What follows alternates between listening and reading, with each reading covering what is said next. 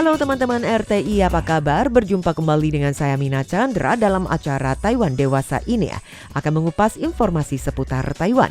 Dan kali ini Amina akan melanjutkan topik kita berkaitan dengan fenomena rebahan, di mana banyak sekali kaum muda mereka enggan untuk mencari pekerjaan dan berdiam di rumah saja sambil berbaring dan bermain ponsel mereka, maka disebut sebagai tangping atau rebahan.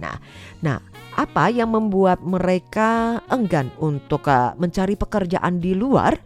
Sebenarnya mengapa generasi Z yang disamakan dengan kelompok rebahan? Benarkah mereka puas dengan kehidupan mereka saat ini? Hanya berdiam di rumah saja dan tidak berjuang untuk masa depan? Apakah benar generasi muda benar-benar tidak suka bekerja? Nah, mengamati beberapa unggahan-unggahan dari netizen yang berkomentar dan kemudian juga diterbitkan laporan yang berjudul Analis Opini Publik tentang nilai dan kecenderungan dari generasi muda untuk mengeksplorasi nilai, sikap dan kecenderungan apa yang digunakan generasi muda sebagai penduduk asli digital dalam menghadapi kehidupan mereka dan dunia kerja.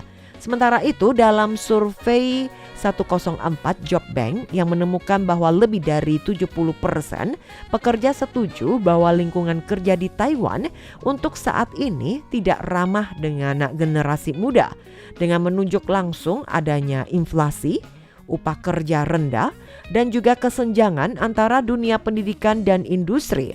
Dan inilah faktor-faktor yang menjadi tantangan besar yang harus dihadapi oleh para generasi muda.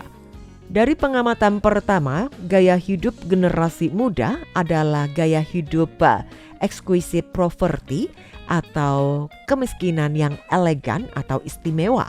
Berdasarkan dari analis opini publik tentang nilai dan kecenderungan generasi muda dan tentang topik pengeluaran dan biaya hidup generasi muda, dengan kata-kata yang tersangkut dengan generasi muda saat ini adalah kualitas hidup, hiburan, digital, mode, kenikmatan, dan exquisite poverty atau miskin elegan yang dianut oleh para generasi Z. Dalam laporan tersebut yang menyampaikan bahwa generasi saat ini umumnya cemas dengan biaya hidup, terutama untuk biaya makan, sewa di kota-kota besar, contohnya di kota Taipei. Di sisi lain, mereka juga memperhatikan kualitas hidup mereka. Mereka cukup antusias mengeluarkan uang untuk hiburan, olahraga, belajar dan traveling, mengejar kepuasan ganda baik materi maupun spiritual. Meskipun biaya hidup tinggi, generasi muda tetap menganggap konsumsi sebagai cara penting untuk membahagiakan diri mereka. Analis lebih lanjut menemukan bahwa generasi muda menyadari bahwa di tengah kenaikan berbagai harga-harga barang atau inflasi, dan betapapun kerasnya mereka berusaha mendapatkan pendapatan menghemat pengeluaran yang ada, pada akhirnya mereka tetap tidak akan mampu untuk membeli rumah maupun mobil. Oleh karena itu, mereka lebih memilih mengalihkan tujuan dari hal-hal eksternal menuju ke faktor kesehatan batin atau kekayaan batin diri sendiri. Hal inilah yang kemudian muncul kebiasaan hidup yang dikenal dengan miskin elegan dari sebagian generasi muda, yakni memuaskan hati mereka melalui konsumsi. Generasi Z memang merupakan generasi menghadapi kesulitan, dan kemiskinan elegan ini terpaksa terjadi berasal dari lingkungan makro yang tidak bersahabat. Beberapa waktu yang lalu dari Job Bank 104, dari hasil sebuah jajak pendapat, lebih dari 2.300 responden, lebih dari 70%-nya mengatakan bahwa lingkungan kerja mereka tidak ramah terhadap generasi muda, menunjuk pada inflasi, upah rendah, kesenjangan antara dunia pendidikan dan industri yang menjadi tantangan besar bagi generasi muda. Meskipun upah di Taiwan telah tumbuh sebesar 24% dalam 10 tahun terakhir, upah minimum dasar telah naik 8 tahun berturut-turut. Namun laju inflasi jauh melampaui pertumbuhan upah kerja. Jika faktor realitas penting, yakni inflasi ini diabaikan, maka generasi muda yang menerima gaji tampaknya sudah naik dari kenaikan upah minimum. Tetapi mereka mengeluhkan kehidupan mereka tertekan oleh beban hidup. Nah, mungkin dari para pekerja yang ulet menggambarkan bahwa generasi saat ini, generasi muda yang sangat berbeda dan menganggap mereka tidak bersyukur dan tidak menyadari betapa beruntungnya mereka dan apa yang mereka inginkan adalah tidak mau berjuang, hanya ingin rebahan saja. Oke, dan untuk pengamatan kedua, dari jalur karir generasi Z sebenarnya sangat tidak terbatas. Berdasarkan laporan analis opini publik tentang nilai dan kecenderungan dari generasi muda menyampaikan bahwa sebagian besar generasi Z berpendapat bahwa perkembangan masa depan mereka tidak boleh dibatasi oleh pendapat keluarga, tidak boleh dibatasi oleh usia dan bidang asal mereka. Banyak generasi muda memilih untuk mengembangkan bisnis sampingan atau memanfaatkan waktu setelah jam kerja untuk memperkaya atau meningkatkan diri, mengupgrade diri. Disebutkan bahwa tidak selalu berganti pekerjaan untuk mewujudkan perkembangan karir. Hal ini juga tercermin dari sikap terbuka generasi muda terhadap profesi dan upaya mereka untuk mencari model pekerjaan yang fleksibel. Hasil observasi dari 104 Job Bank yang menunjuk bahwa dalam beberapa tahun terakhir ini akibat COVID-19 atau pandemi tersebut muncullah model kerja baru berupa digital nomad atau pekerja nomaden digital yang menyediakan pilihan karir yang berbeda bagi generasi Z. Dan terdapat 7.500 lowongan kerja bagi digital nomad ini dan meningkat 5 kali lipat dalam 5 tahun terakhir.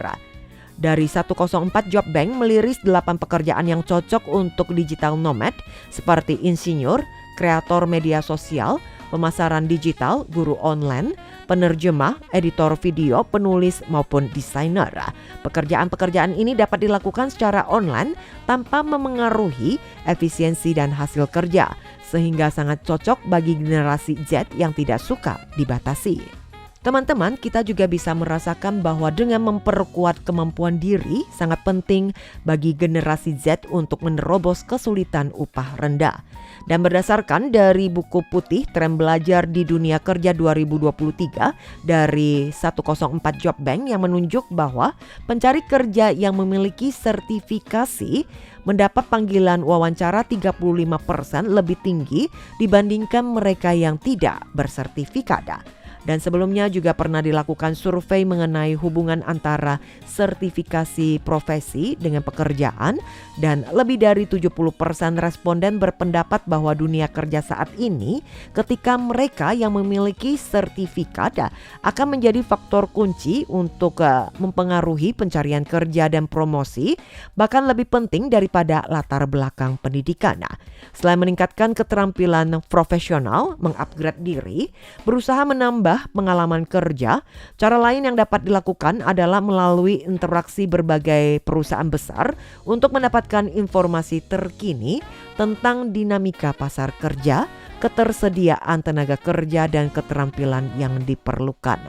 Jadi untuk bekerja, untuk mendapatkan pekerjaan yang cocok atau yang kita inginkan, setidaknya upah yang lebih baik dan pekerjaan tersebut sesuai dengan harapan kita juga harus berjuang. Nah, di era perubahan yang sangat cepat dalam dunia kerja, memang kita juga harus berubah.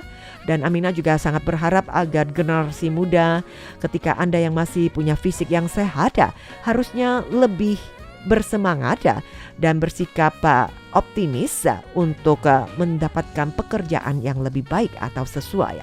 Hanya dengan terus berubah dan menantang diri sendiri untuk naik ke level yang lebih tinggi. Dan ketika seseorang bisa membantu kita mencari pekerjaan, kita mendapatkan, tetapi butuh kita sendiri untuk belajar atau menyesuaikan diri sehingga kita baru bisa menghadapi segala kesulitan yang kita temui. Nah, teman pendengar, bagaimana pendapat Anda tentang generasi muda masa sekarang, terutama generasi Z? Tentunya kita berharap mereka memperjuangkan masa depan mereka sehingga memiliki kehidupan yang lebih baik. Demikian perjumpaan kita dalam acara Taiwan Dewasa ini, semoga bermanfaat. Amina pamit dulu, sampai jumpa.